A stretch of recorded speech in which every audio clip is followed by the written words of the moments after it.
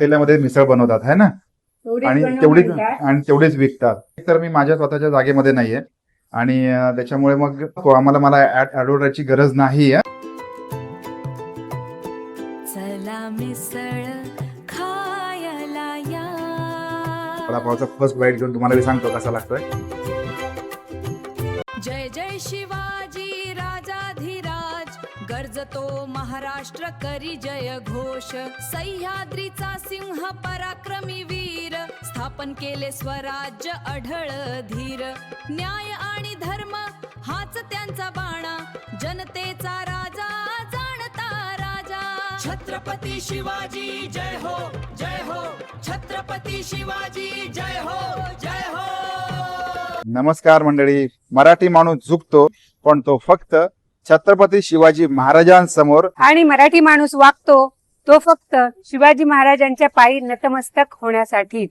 शिवाजी महाराजांच्या काळात स्त्रिया सुरक्षित होत्या. त्या कशामुळे? तर त्यांच्या शिस्तीमुळे. परंतु आत्ताच्या काळात स्त्रिया सुरक्षित नाहीत, आत्ताच्या कायद्यात सुद्धा नाही. तर मंडळी आजच्या आपल्या व्हिडिओचं प्रयोजन असं आहे, आम्ही जातो आहोत जुन्या पनवेलमध्ये एक प्रसिद्ध नसलेली मिसळ खाण्यासाठी. प्रसिद्ध नाही पण छान असली, प्रसिद्ध नसलेली पण छान असलेली. याचा अर्थ असा आहे की त्याचं कुठेही प्रमोशन नाही, फक्त त्याचं माउथ पब्लिसिटी आहे. आणि आमच्या एका चांगल्या प्रिय मित्राकडून त्या मिसळची माहिती मिळाली आणि आधीच आम्ही खवय्ये आहोत, दोघेही खवय्ये आहोत, सॉरी तिघेही खवय्ये आहोत. त्याच्यामुळे जर का कुठे आम्हाला कळलं की बाबा एखाद्या गोष्टीमध्ये, एखाद्या जागच्या ठिकाणी किंवा एखाद्या जागी एखादी गोष्ट फेमस आहे, तर आम्ही तिथे जात असतो. आणि मी जर का कधी प्राजक्ताला सांगितलं की प्राजक्ता अमुक अमुक ठिकाणी एखादी गोष्ट फेमस आहे, तर ती देखील मला वारंवार आठवण करून देत असते की आपण कधी जायचं. तसं आमचं आजचं नियोजन ठरलं, आपण जाऊया आणि ती मिसळ खाऊया. आणि आम्ही तिथे चाललेलो आहोत मिसळ खायला. मराठी माणूस हा मोठा झालाच पाहिजे, बरोबर. नक्कीच अनेक पद्धतीने मोठा झाला पाहिजे, आर्थिक बाबतीमध्ये मोठा झाला पाहिजे, सपोर्ट आपला असला पाहिजे बरोबर. असं आम्हाला वाटतं. एक मराठी माणसाची छोटीशी धडपड असेल तर तुम्ही त्याला त्यांच्या त्या प्रगतीसाठी, त्यांच्या प्रसिद्धीसाठी, त्यांच्या घराला बरकत येण्यासाठी आपण मराठी माणूस म्हणून आपण त्यांच्या पुढे गेलं पाहिजे. आणि आपण या सगळ्या गोष्टींना आणि आपण मराठी माणसांनीच एकमेकाला सपोर्ट केला पाहिजे, तरच आपण वर जाऊ शकतो. नाहीतर एकमेकाचे पाय खेचले तर आपण खालीच येणार आणि आपणही वर जाणार नाही आणि आपण दुसऱ्यालाही वर जाऊ देणार नाही. बरोबर, अगदी बरोबर. वृत्ती पूर्णतः बदलली पाहिजे. बरोबर, अगदी बरोबर बोलली प्राजक्ता. आणि आमच्या चॅनलच्या बाबतीमध्ये देखील असंच आहे, आम्ही असेच कंटेंट घेऊन येत असतो. आणि आम्हाला एक तुमच्याकडून सगळ्यांकडून एक छोटंसं सजेशन हवंय की जे आम्ही कंटेंट करतोय त्या कंटेंट मध्ये काय बदल हवाय, बरोबर. हा नक्की. म्हणजे आणि काही चुकतंय का, काही प्रॉब्लेम वाटतोय का, किंवा काही शब्द चुकतायत का, कुठे एंगेजमेंटला कुठे आम्ही कमी पडतोय. आम्ही प्रयत्न तर नक्कीच करतोय ब्लॉग चांगले करण्यासाठी, व्हिडिओ चांगले करण्यासाठी, त्याचबरोबर आपल्या अवतीभोवती असलेल्या गोष्टींचं प्रमोशन करण्यासाठी. हा व्हिडिओ तुम्ही कुठून बघताय, तुमच्या भागामध्ये काय फेमस आहे, खाद्यपदार्थ काय फेमस आहे, एखादं आम्हाला नक्की सांगा. आम्ही त्या साईडला येऊ तेव्हा ते नक्की ट्राय करणार. मग ते कोकणातलं असेल, सातारा, सांगली, कोल्हापूर, महाराष्ट्र, कुठेही असू दे, तुम्ही ती गोष्ट आम्हाला कमेंट बॉक्स मध्ये प्लीज प्लीज प्लीज आवर्जून कळवा. आणि चला तर मग वेळ नको दौडूया, खूप वेळ झाला, भूक लागलेली आहे. आणि एक भुकेलेला माणूस विमनस्क अवस्थेमध्ये ते फूड घेऊन बसलेला आहे की आपण तिचा चेहरा घेऊ शकता मंडळी. खरंच किती भूक लागलेली आहे, भूक आता चेहऱ्यापर्यंत येऊन बसलेली आहे मंडळी. चला तर मग वेळ नको कडे जा, चलो. नमस्कार मंडळी. महाराष्ट्रीयन माणूस जितका निष्ठावान, जितका एकनिष्ठ, तितकाच तो माणूस खवय्या देखील आहे. आणि आपण शोधून शोधून आपल्याला खायला आवडतं, कुठे खायला चांगलं मिळेल ते आपण बघत असतो. आम्ही आज जुन्या पनवेलमध्ये आलेलो आहोत. त्या दादांना विचारलं की आम्ही युट्यूबवर कॉन्टेंट बनवतो आणि आम्हाला तुमची फेमस मिसळ आहे ते फक्त इतकं जे पातेलं आहे, या इतक्या पातेल्यामध्ये मिसळ बनवतात है ना, आणि तेवढीच विकतात. आणि त्याच्यानंतर त्यांचा धंदा, त्यांचा तो बिझनेस बंद करतात, धंदा बंद करतात. त्यांची मिसळ खायला आम्ही आलोय. आणि जेव्हा त्यांना म्हटलं की आम्ही कॉन्टेंट बनवत होतो, ते म्हटलं की एकतर मी माझ्या स्वतःच्या जागेमध्ये नाहीये आणि त्याच्यामुळे मग नको म्हटले, कारण त्यांना ते तेवढंच विकायचं असतं. इतकं जे समोर बघताय तुम्ही पातेलं, या पातेल्यामध्येच ते फक्त एका पातेल्यामध्ये होईल इतकीच मिसळ करतात आणि त्यांचा बिझनेस आटोपता घेतात ते. तर ते म्हटले नको, मला ऍडव्हर्टाईजची गरज नाही आहे.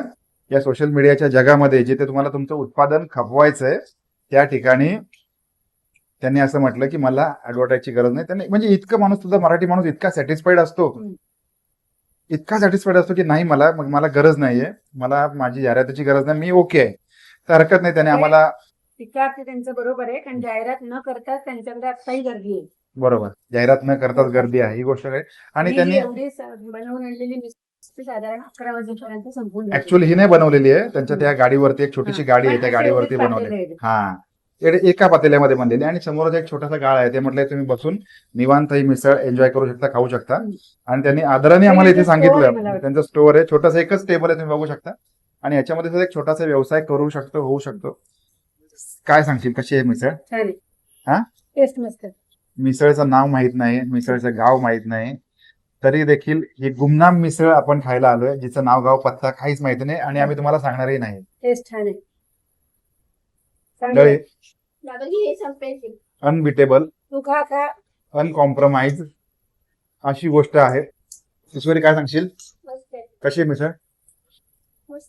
नक्की जरा जवळून दाखवूया आपल्या सगळ्या मंडळींना. हे बघा, आणि मिसळची चव वेगळी आहे है ना? खडे मसाल्यांचा वगैरे वापर आहे. हे बघ, इथे हा. वेलची वगैरे दाखव काढून बा. ठेवली. ओ माय गॉड, दालचिनी, हे बघा वेलची इथे असं. खडे मसाले याच्यामध्ये यूज केले त्यांनी. हे बघा, हे बघा, जबरदस्त. पाव सुद्धा ओके, पाव सुद्धा छान आहेत, म्हणजे ताजे पाव आहेत.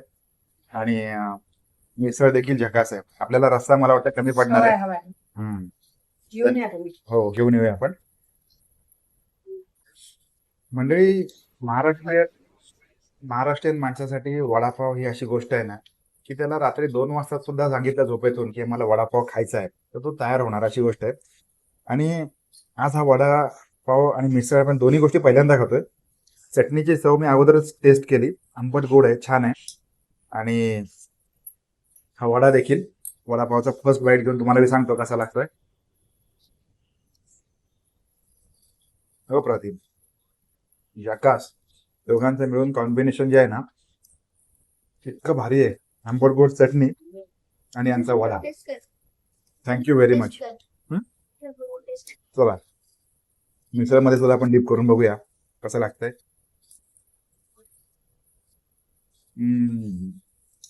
छान. चला मिसळ खायला या.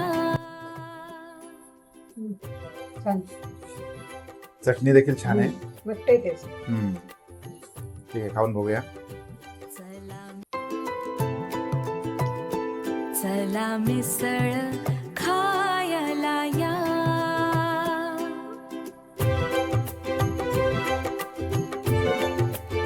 खूप छान, जबरदस्त, अप्रतिम. मिसळ पाहिजे तर अशी पाहिजे. आणि त्याचबरोबर आपण 2 पाव आणि 2 वडे देखील आणलेले आहेत, हे बघून घ्या. चटणी पण आहे. आणि आज असा मस्तपैकी झकास असा नाश्ता होत आहे. मॅडम पण खुश आहेत.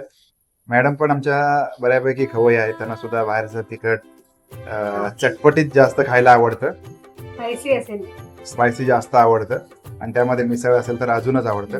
झकास. वडा पण बघून घ्या, वडा पण किती छान आहे ना? वड्याची चव आपण नंतर सांगूया. चला सध्या तरी आपण मिसळ खाऊन घेऊया इथे. तर मंडळी, आपण तिथे जाऊन आलो, मिसळ खाल्ली. मिसळ तर खूपच उत्कृष्ट होती आणि वडापाव पण छान होता. आपण प्रयत्न करतो की मराठी माणसाचा जो व्यवसाय, हा व्यवसाय आपण त्याला थोडंसं बॅकिंग देत असतो, त्याला कसा वृद्धिंगत होईल हे बघत असतो. पण त्यावेळेला समोरच्याची जी प्रायव्हसी आहे, प्रायव्हसी आपण पूर्णपणे मेंटेन करण्याचा प्रयत्न करतो. त्याच्या प्रायव्हसीला कुठेही धक्का लागणार नाही याचा देखील विचार करतो. त्याच्यामुळे आम्हाला तुम्हाला तिथे जाऊन तो गाळा दाखवताना, ती जागा दाखवता, कुठे आहे काही दाखवता नाही आलं. कारण त्यांचं असं सांगितलं की माझी जागा स्वतःची नसल्यामुळे हा मला प्रॉब्लेम आहे, त्यामुळे गर्दी झाली तर मी आवरू शकत नाही. त्यामुळे इतकी ती मी मिसळ promotion चांगली आहे, करत नाहीये. प्रमोशन करत नाही. आहे माझ्याकडे चालू आहे, येतात जातात, तेवढ्यात मी सुखी आहे, समाधानी आहे. त्याच्यामुळे मग आम्ही पण मिसळ खाल्ली, आमचं हे केलं. पण ही मिसळ खूप सुंदर आहे, छान आहे. आणि जर का तुम्हाला कोणाला अशा एखाद्या गोष्टीचं प्रमोशन करायचं असेल, तुम्हाला असं वाटत असेल की आपला बिझनेस वाढावा आणि उत्तरोत्तर आमचंही चॅनल मोठा व्हावा, तर तुम्ही या चॅनलला देखील सबस्क्राईब करा. आणि आपण येत्या ब्लॉगमध्ये असेच कंटेंट घेणार आहोत. जेणेकरून आपल्याला आजूबाजूच्या परिसरामध्ये काय चालतंय, काय चांगलं आहे, काय वाईट आहे, या सगळ्या गोष्टीची माहिती देखील मिळेल. सध्या आम्ही आलो होतो या ठिकाणी आद्य क्रांतीवीर वासुदेव बळवंत फडके नाट्यगृहामध्ये तिकीट काढण्यासाठी, पण तिकीट विंडो 11 वाजता चालू होते. तर हा व्हिडिओ आपण इथे एंड करतोय है ना. मुलांचा मे महिना आहे, म्हटलं ईश्वरीला काहीतरी चांगलं देता येईल. लहान मुलांची नाटक होतं चिंटूचे स्वप्न वगैरे हा त्याचं तिकीट काढायला आम्ही आलेलो बरोबर. पण ते हा, ते बघू आपण. हा धन्यवाद मंडळी, धन्यवाद. चला बाय बाय, थँक्यू.